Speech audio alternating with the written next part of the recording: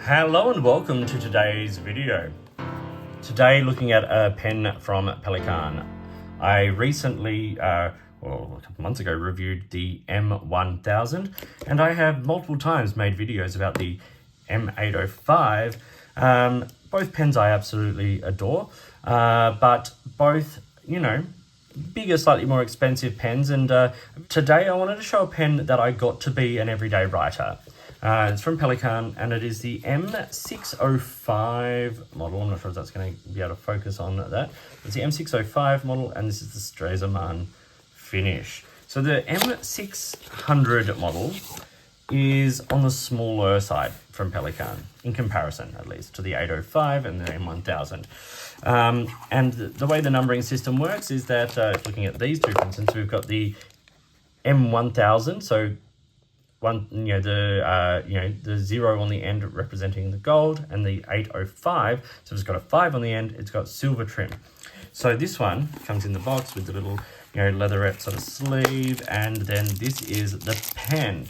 So the M605 is with a silver trim, and the Souverän is this beautiful grey black finish, and I think this pen just looks so classy and so sharp. Eventually I would love to get 800 model and 1000 model in Souverän. I'd get all of them in Souverän. I think it's a great finish. It looks amazing. And I will show the three pens alongside each other in the size comparison so you get a sense of the scale. But today we're talking about this one, so I'll talk about the parts and features, do a writing sample, pros and cons, all that kind of stuff. Let's get started.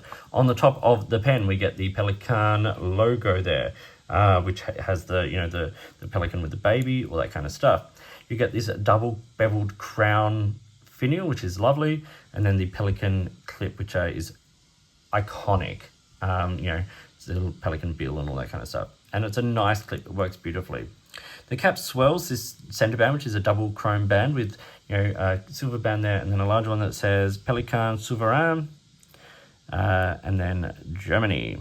It's a wonderful, wonderful brand. Then the barrel continues along with this Souverän finish, which is that stripe finish. And I was able to get one in the original version that is transparent, so I can see my ink level through it. The newer versions, unfortunately, are not transparent.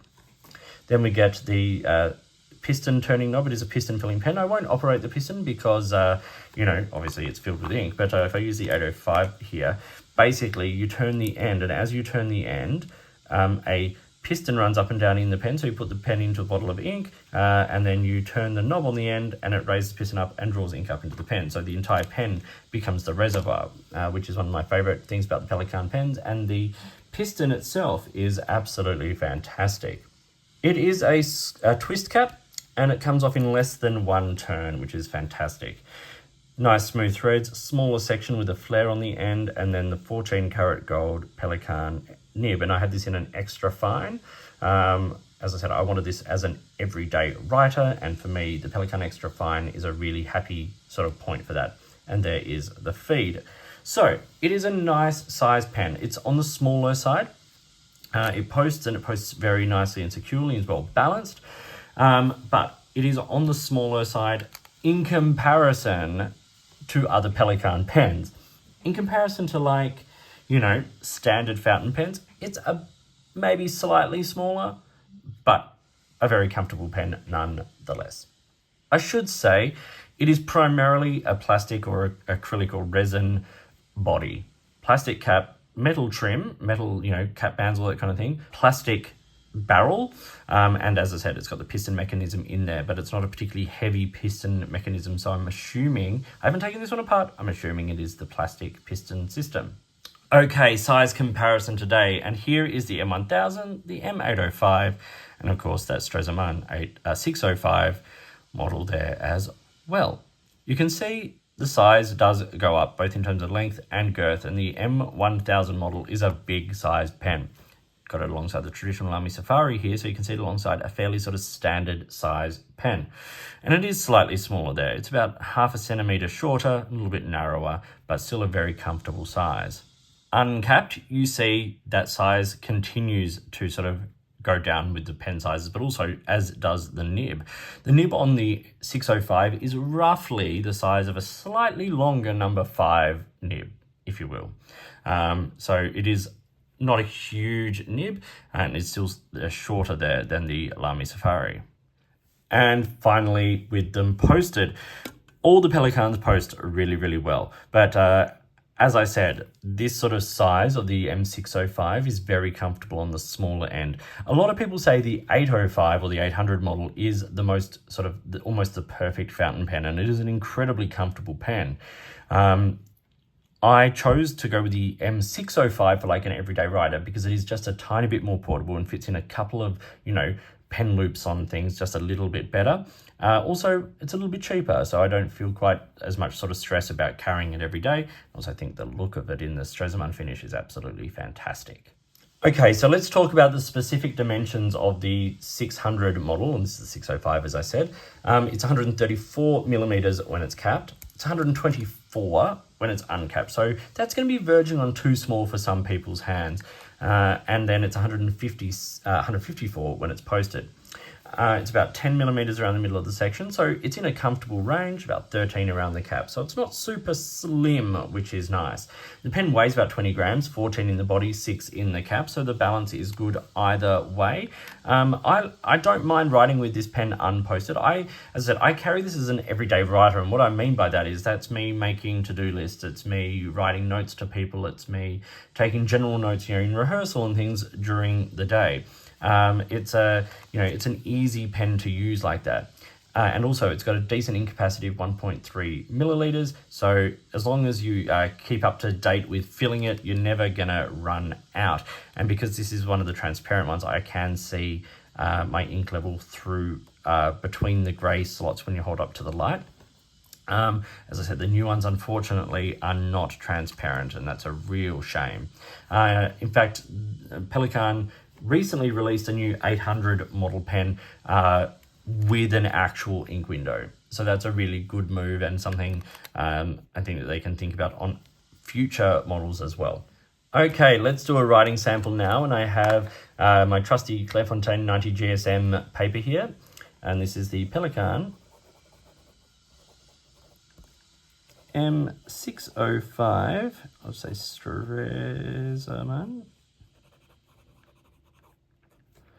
It has a 14 karat gold, and this is the extra fine nib.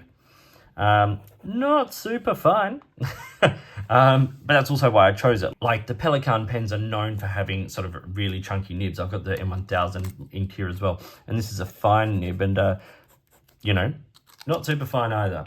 The ink I have in this today is from Diamine, and it is from the 150th anniversary set. This is the 1864 blue black. One of my favorite blue black inks, a great ink for everyday writing, and that it's a slightly grey blue black, and so I think that ties in nicely with the grey, but just sets it apart slightly differently on the page. And as I said, for an everyday writer, for a pen I'm carrying in my pocket most days at the moment, it's a real winner. Let's do some writing.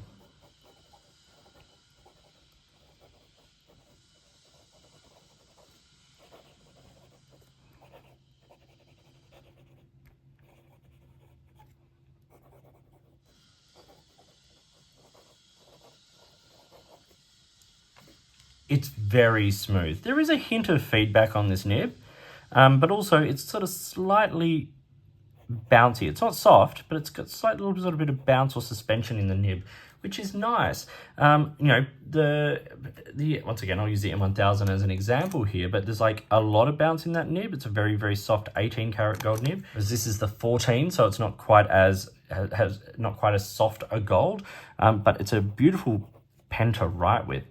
Reverse writing, not as nice, but totally doable. Said not a flex nib, but there's a little gentle little bit of sort of suspension in the nib. Wetness, well, it's Pelikan, so it's wet. It writes beautifully wet, but not like a gusher. It's a controlled wet.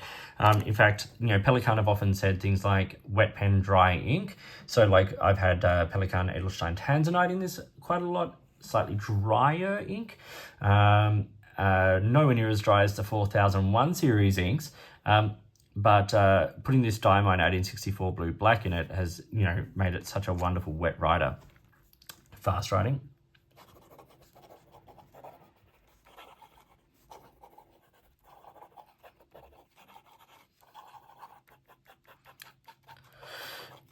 No issues. It highlights the feedback a little bit the faster you ride, whereas in nice sort of controlled everyday riding, it's a beautiful rider. Wet, generous, very broad extra fine, like definitely not an extra fine. But I actually got another extra fine here. This is the Hongdian A7, which I'm also filming the review of today. That's